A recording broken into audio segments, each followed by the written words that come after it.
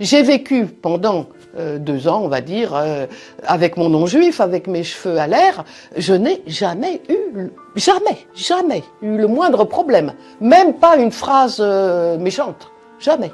C'est une société très tolérante qui est en train de mourir. Il faut bien comprendre que ce qui est en train de se passer, c'est un génocide contre la population de Gaza.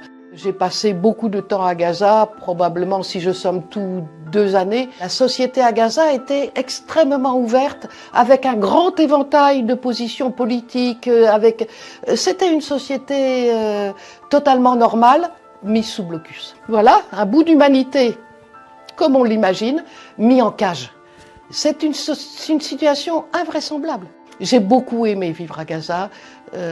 J'y ai noué des amitiés très fortes. On a essayé de défendre en particulier 2 catégories de population, les paysans et les pêcheurs. Pourquoi les paysans et les pêcheurs? Parce que la pression israélienne, elle a essentiellement été avec l'idée on veut faire des Palestiniens des assistés. On veut détruire le lien social, on veut détruire leur société.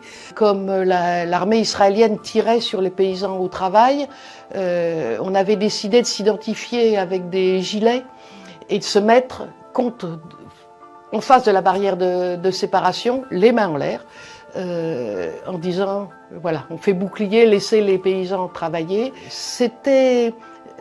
J'avais déjà plus de 60 ans, c'est spécial d'être devant un tireur qui te met en joue. Les dirigeants israéliens parlent des Palestiniens comme étant des animaux. Ils disent qu'il faut les éradiquer jusqu'au dernier. Enfin, voilà, on a passé un pas dans l'impudence et dans l'idée que c'est normal de vouloir effacer une population de la surface de la Terre. C'est vraiment quelque chose de nouveau. Il faut que les peuples du monde bougent.